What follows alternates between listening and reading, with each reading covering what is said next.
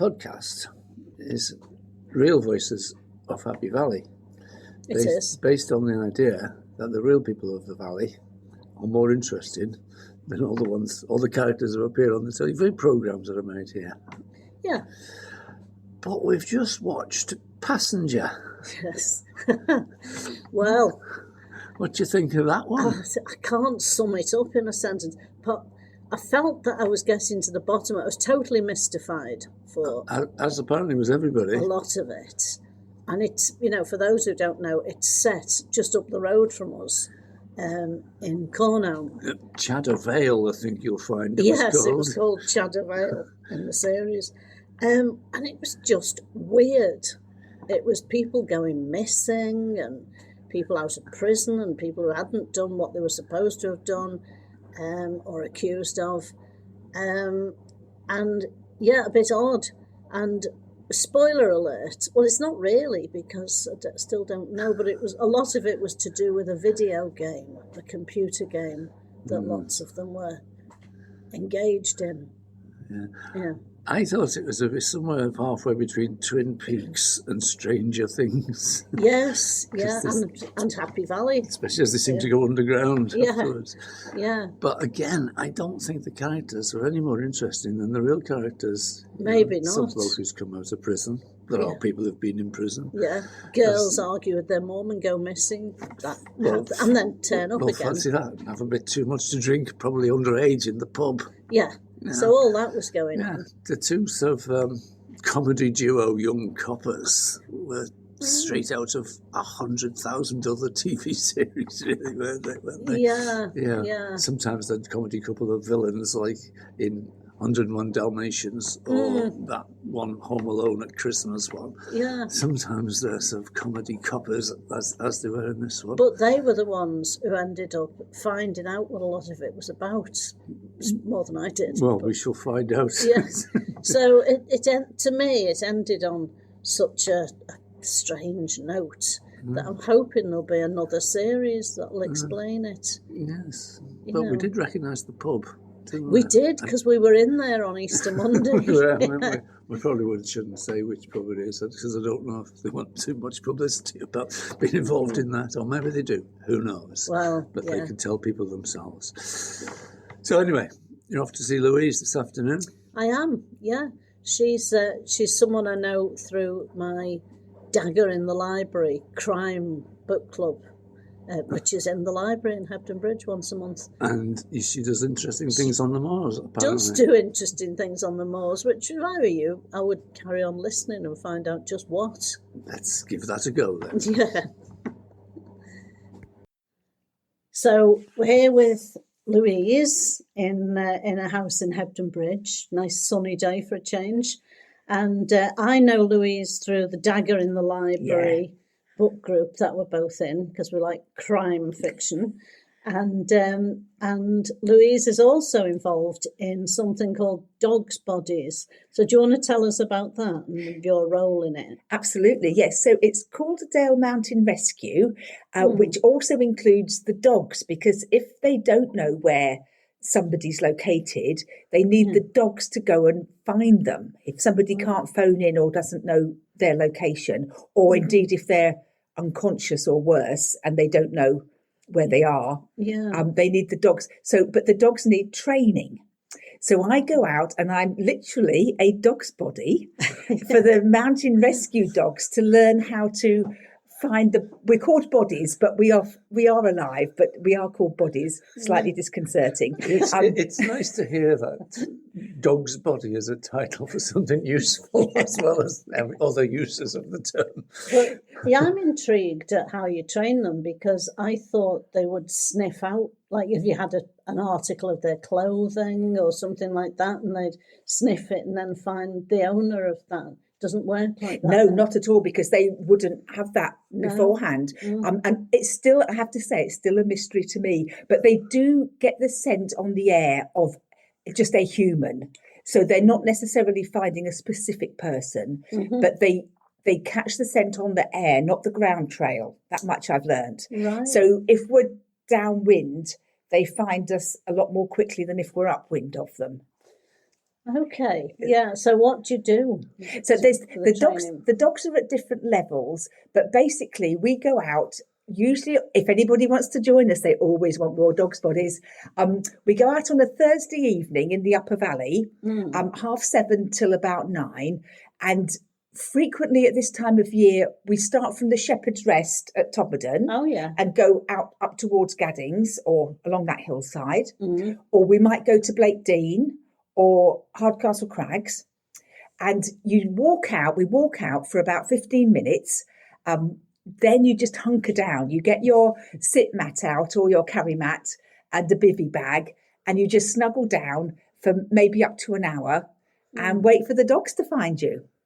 Wow. So it's very relaxing. It's one of the most relaxing things you can do. Just expecting a pack of dogs to arrive on you. No, they come one at a time. Oh, right, okay. I was thinking it didn't sound that relaxing. But It's the cat drawing attention to yes, itself. cats matter They too. don't want to be ignored. Because we're talking about dogs, that's why. Yeah. Offended, obviously. So sometimes I work one-to-one with a dog and the dog handler if they're very new to being a dog actually used with mountain rescue, and then I might be moving every 5 minutes, so I'll have a squeaky toy in my pocket and I'll squeak it so they can find me easily. Then I'll move on a couple of 100 yards somewhere else, hunker down, do a squeaky toy. So that's a dog in the very early stages of training. Yeah. But once they're better at it, they have to go a lot further to find us. So there might be 3 or 4 bodies spread out right across the hillside, and one dog will go from one, then on to the next, then on to the next. But they have to run back and talk to their handler to tell them that they found us. So they run absolutely miles. They'll run to us and bark, back to the handler and bark, back to us again. So they put an awful lot of miles in on the hillside. So what is there any particular breed of dog? No, they're amazing variety of dogs. Quite a lot of collies, as you'd expect, but quite a lot of crossbreeds that I couldn't actually identify. Right. But they're all absolutely lovely and very intelligent. Yeah, must feel very rewarding when you've been doing it a while with the newbies, and then they come up and find you and bark and run. Yeah. Molly's my favourite. I've been doing. Molly's a grey and white piebald. I'm told she's a collie, but she doesn't look like a collie to me. And I've been working with her since she started, and she's got so good now. And it is really to see the dogs coming on and learning so quickly. It is quite satisfying. Yeah. That sounds great. Yeah, and you must have met quite a few people through it. You know. No, you don't actually meet many people. I know all the dogs by name, but I'm not so good at who their handlers are, because I've been doing it. I did start last summer, but when you're doing it in winter in the dark, you hardly ever see who the handlers are. You do meet up in the car park before and afterwards, and they do tend to go to the pub after for a drink, I have to say. I was going to say, I'm sure the volunteers like to get together sometimes. Yeah. That seems a reasonable reward for sitting for an hour. They do. Or so They on are the meant to boards. buy us a pint out of the goodness of their hearts. But, lots of the handlers fund the dogs themselves. There's nobody paying them to train the dogs or feed the dogs. They just...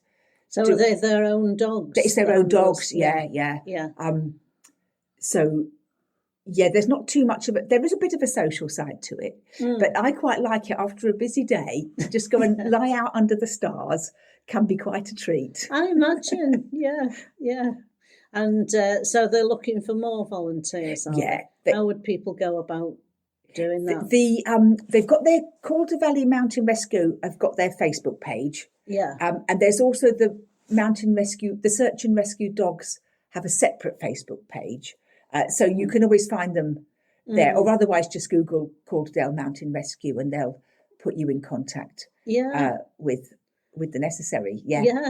Dave's our main man, but I can't remember contact details. That's okay. I'm sure people can find it. We'll try and find them and stick them onto the Facebook page at the end of this. So that's an amazing way to spend a Thursday evening. So how did you get into that? Oh, I have to give a big shout out to my friend Janet Whittaker. She is the ultimate dogsbody. She's been doing it for a long time, and she goes out. She does what they call nationals, which I haven't done yet, where they go out for a weekend up in the Lake District or the Dales or the Peak District, and they might be out all day waiting for dogs to find them. And I take my hat off to them, because an hour and a half is quite long enough, but Janet will do it for 4 or 5 hours at a time. And then she might be stretchered back because they're out with the full mountain rescue teams then. Right. So are you looking forward to the lighter nights? Certainly am. And the drier nights, because you're sitting out in a couple of inches of peat bog. It's very wet on those hillsides at the moment. But as long as you've got the right equipment, and they've given me an ex-Navy bivvy bag, which does keep me pretty dry, and my carry mats, and a lot of layers. You do need a lot of layers to sit out on a cold, dark evening. You can get cold if you're not careful. Well, sorry, but you'll have to explain bivvy bag to me. Oh, it's like a waterproof sleeping bag. Oh, right. Nice and cosy. I have actually nodded off before now. You're woken up by a wet nose. Yes, exactly. Or even worse, they jump right on your stomach. I've been told to make sure I lie on my side, because to get all 4 paws land in the middle of your stomach, it does wake you up. I bet it does. Well, it'd be quite an interesting way to wake up if you've actually been lost on the moors. Yes, broken leg. Imagine the relief. Woken up there, dog jumping on you. They're very reassuring. I'm reassured that I know if I got lost now, I'd be really confident they could find me, which is good. If I ever broke a leg or broke an arm and couldn't get back down the hillside, they'd be there for me. Yeah. So the dogs, are they owned by people who are the mountain rescuers, or? Yes, they are. Yes. So the dog handlers, they're all trained mountain rescue personnel. Yeah. So quite a few might be first aiders as well, but they all go out. They can get called out to North Wales, up in the Lake District. They can get a call at 5 a.m. and go off to that, and then go into their day jobs afterwards. I just think they're amazing. They are, aren't they? Yeah, it's fantastic. Yeah. So, and are they young? Do the dogs start young? Yes, I think they start at about 2 years old. So they're not too manic. But the older dogs are very, very clever, and they know the score. They're not. They don't waste as much energy as the younger dogs do. These teenage dogs, yes, dashing around everywhere. And they're lit up by, they have some sort of light on them, like a neon light. Some are green, some are red. So I do wonder what we look like on the hillside at night with these lights zooming up and down the hillside. I'm sure we've been mistaken for UFOs or anything. I was just thinking up above Todmorden. Yes, not UFOs, they're mountain rescue dogs. Well, you could shatter a few illusions there. Until you know it's a mountain rescue dog, it is unidentified, but not necessarily flying. Yeah. Oh, that's great. Yeah, for a way to spend time. And you're also involved with the swimming pool campaign. Oh, yes. Yeah, we have there's the old Hebden Royd Swimming Pool Association, which has been going for, I think, actually over 100 years now. Yes. Lots of you will remember it from the 80s if you were here then. Yes. Always wanted to build an indoor swimming pool, first at Salem, then at Mythen Roy Community Centre. There's not enough money now for an indoor pool. Halifax is coming in at well over 12 million. But there is enough money to build an outdoor pool. And I read something about that. It's grown in popularity so much now, outdoor swimming, that there's some new trustees, plus a couple of the older trustees, and they're now looking at sites for an outdoor pool, probably in Mythen Royd still. Very good. You seem to be very busy. What else are you up to? We've got bees at the bottom of the garden, so they're just warming up for the summer. Yeah. Oh, right. So do you make honey from them? Yes, we get honey from our bees, yes. Oh, great.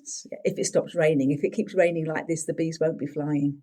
Yeah, it's been a terrible wet spring, winter and spring so far, hasn't it? Yeah. We moved to Todd 6 months ago and realised until the first day of spring, when it was actually sunny, we hadn't had 2 days free of rain in the whole of that time. Really? No, I'm sure it wasn't just us. You know, Yeah. Well, because incredibly our wet. swimming pool will be filled with rainwater. That's the plan, that it's naturally filtered rainwater. Yeah. So I bet you the minute we dig a hole, it'll stop raining. Hey.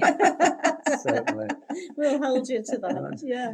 Well, it's been lovely to talk to you, and thanks for letting us into all the interesting things you do. Thank you very much. And I'll see you at Daggers in the Library. See you at Dagger in the Library. If anybody's interested in that, by the way, it's in Hebden Bridge Library. Just go in and ask, and they'll explain what it's about if you want to join. You were right about Louise. She's a really interesting woman, isn't she? She's splendid, isn't she? Yes.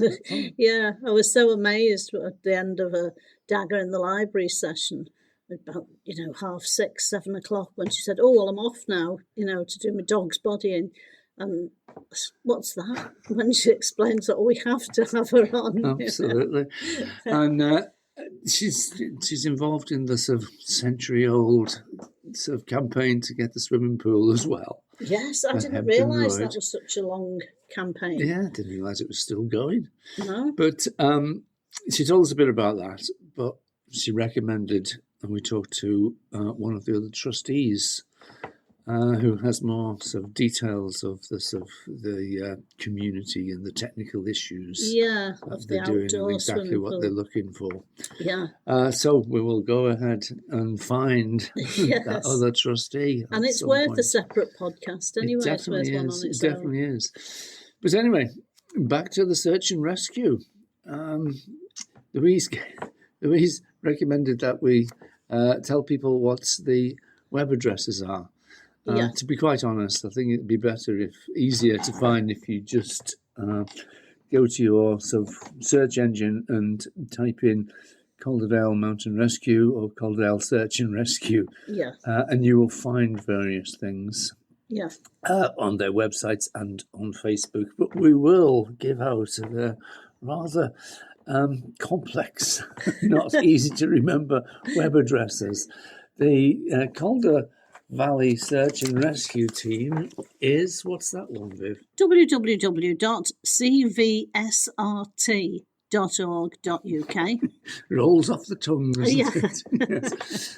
And the other ones she mentioned, the national, what are they called? The National Search and Rescue Dogs Association, which is www.nsarda.org.uk.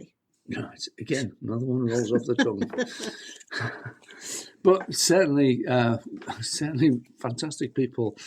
They have rescued somebody who'd fallen near some falls, Bronte Falls, up above Howard somewhere over the bank holiday weekend, and went off to Wharfdale to help some local rescue team there to rescue a family of 5.